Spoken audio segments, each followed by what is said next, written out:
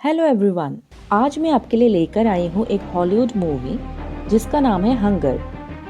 और ये movie release हुई थी 1983 में और मूवी की IMDb रेटिंग है 6.6।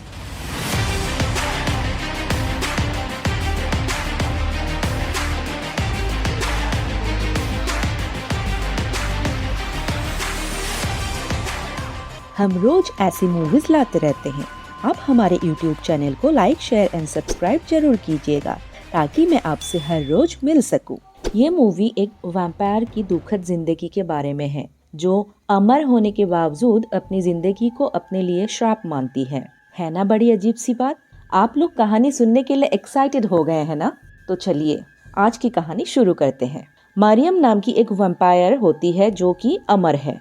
मरियम तब से जिंदा है जब इंसान का अस्तित्व भी नहीं था। मरियम अमर होने के वजह से हजारों सालों से जिंदा है, लेकिन उसके चाहने वाले कुछ ही सालों में मर जाते हैं। उसे हजारों बार अपनों को खोने की दुख झेलना पड़ता है। वो भी मरना चाहती है, लेकिन कुदरत के आगे मरियम बेबस है। लेकिन वो कमजोर नहीं है। मरियम बहुत शक्तिशाली वैम्पायर है। वो किसी भी इंसान को अमर बना सकती है, लेकिन अमर होने के साथ साथ उन इंसान को एक तकलीफदायक जिंदगी जीनी पड़ती है। ये इंसान मरियम की तरह हमेशा जवान नहीं रहते, क्योंकि एक समय के बाद अमर हुए उन इंसान की उम्र बहुत तेजी से बढ़ने लगते हैं। लेकिन ये लोग मरते नहीं हैं, घुट घुट कर जीते रहते हैं। ये लोग जिंदा लाश बन जाते हैं। मरियम को आज से 300 साल पहले फ्रेंच के जॉन ब्लीक नाम के एक आदमी से प्यार हो गया था।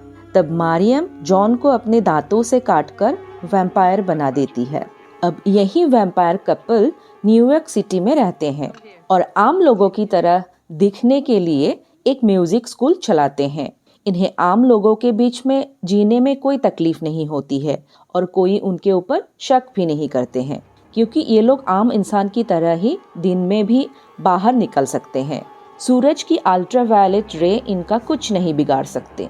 इन्हें सिर्फ हफ्ते में एक बार इंसान का खून पीना पड़ता है। और न्यूयॉर्क सिटी में लावारिश लोगों की कोई कमी नहीं है। किसी को भी शिकार किया जा सकता है। न्यूयॉर्क में इनकी जिंदगी अच्छी तरह कट रही है, लेकिन एक दिन उनके एक स्टूडेंट ने अपने कैमरे से जॉन का फोटो निकाला।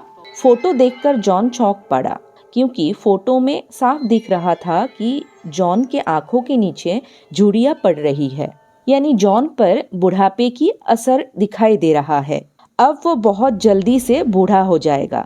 जॉन को पहले से पता था कि वो मरियम की तरह अमर है, पर हमेशा उसकी तरह जवान नहीं रहेगा। जॉन बुढ़ापे का दस्तक समझ जाता है और इससे बचने के लिए वो शहर के मशहूर डॉक्टर सारा रॉबर्ट्स से मिलने जाता है। सारा रॉबर्ट्स एक ऐसी डॉक्टर है जो इंसान की उम्र के ऊपर काम कर रही है। इसका मतलब ये है कि कैसे इंसान को हमेशा जवान करके रखा जाए, उसके ऊपर डॉक्टर रॉबर्ट्स रिसर्च कर रही है। उन्होंने बंदरों में एक ऐसी बीमारी का पता लगाया है जिसके झपेट में आने वाले बंदरों की उम्र बहुत जल्दी घट जाती है। सारा इस बीमारी का कारण पता करने में बिजी है। जब जॉन डॉक्टर सारा से मिलने जाता है, उसे कहता है कि कल वो एक 30 साल का जवान लड़का था, लेकिन आज वो बूढ़ा होने लगा है। जॉन की बातें सुनकर सारा पर कोई असर नहीं होता, क्योंकि सारा ने आज तक इंसान में ऐसी कोई बीमारी नहीं देखी है। इसलिए उसने जॉन की बातों पर भरोसा नहीं किया और उसे थोड़ा वेट करने के लिए बोलकर अपने काम में बिजी हो गई। जॉन वहीं पर कई घंटों तक इंतजार करता है, पर सारा उससे मिलने नहीं आती है। जॉन वहीं बैठा बैठा पहले से भी ज्यादा बूढ़ा हो जाता है।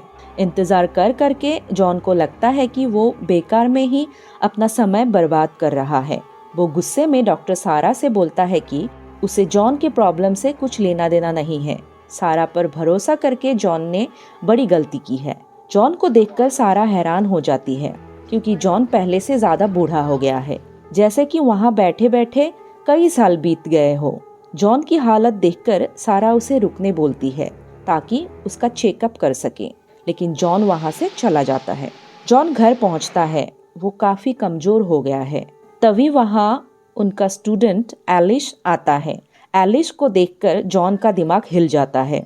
उसे लगता है कि अगर वो एलिश का खून पिएगा तो फिर से जवान हो जाएगा, ये सोचकर जॉन एलिश को मार देता है और उसका खून पी लेता है, लेकिन फिर भी जॉन पर कोई असर नहीं होता है और वो जवान नहीं होता है। अब उसकी जवानी वापस नहीं आने वाली है। वो बहुत टेंशन में आ जाता है।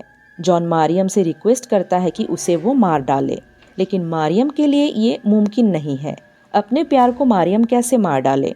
जॉन को गले लगाकर मारियम रोने लगती है। जॉन इतना कमजोर हो जाता है कि वो खड़ा भी नहीं रह सकता है।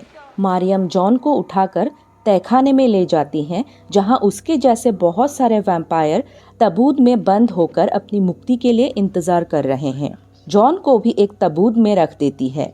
अब वो इसी तबूत में जिंदगी भर जिंदा लाश बनकर सड़ता रहेगा। अगले दिन सुबह डॉक्टर सारा रॉबर्ट्स जॉन को ढूंढती हुई जॉन के घर पहुंचती है। सारा मारियम से कहती है कि जॉन उसके पास गया था, लेकिन सारा ने उसकी प्रॉब्लम को अनदेखा कर दिया था। अब वो उससे मिलना चाहती है। मारियम झूठ बोलती है कि जॉन स्विट्जरलैंड चला गया है ट्रीटमेंट के लिए। सारा को बुरा फील होता है। जाने से पहले सारा मारियम को अपना फ़ोन नंबर देती है और कहती है कि जब भी जॉन वापस आए तुरंत उससे खबर दे। सारा के जाने के बाद वहाँ एक पुलिस ऑफिसर आता है। वो एलिस को ढूंढता हुआ आता है, जिसे ऑलरेडी जॉन ने मार डाला है। उसके पेरेंट्स ने उसकी मिसिंग कंप्लेन किया है, इसलिए एलिस को ढूंढता हुआ पुलिस जॉन के घर पहुंचते हैं, लेकिन वहां पुलिस को कुछ नहीं मिलता और पुलिस वहां से चले जाते हैं। सारा अपनी ऑफिस में इस घटना के बारे में सोच रही है। तभी सारा को लगता है कि उसका फोन रिंग हो रहा है। वो फोन रिसीव करती है, लेकिन फोन पर कोई नहीं था।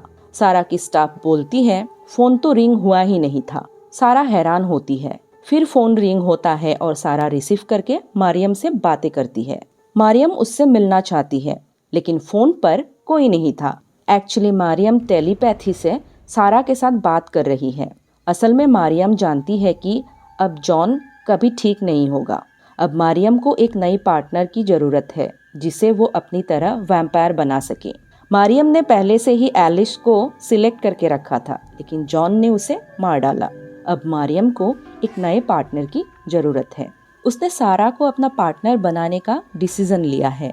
सारा जब मारियम से मिलने आती है, तब सारा मारियम को देखकर उस पर मोहित हो जाती है। दोनों एक दूसरे में इतना खो जाते हैं कि दोनों इंटीमेट हो जाते हैं। मारियम सारा के गले में काटकर उसके नसों में अपना खून भर देती है। सारा जब अपने हस्बैंड के साथ डिनर पे जाती है, तब सारा खोई खोई सी रहती है। उसके गले में एक अजीब सी लॉकेट देखकर उसका हस्बैंड टॉम पूछता है कि वो लॉकेट कहाँ से मिला। सारा बोलती है कि उसे ये लॉकेट मारियम नाम की एक औरत ने दिया है, जिसके साथ आज पहली मुलाकात थी और उसने मारियम के साथ 3 घंटे बिताए हैं।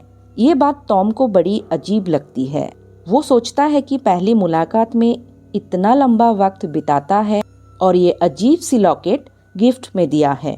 रात को सारा की तबीयत बिगड़ने लगती है। उसे एक अजीब सी बेचैनी महसूस होती है।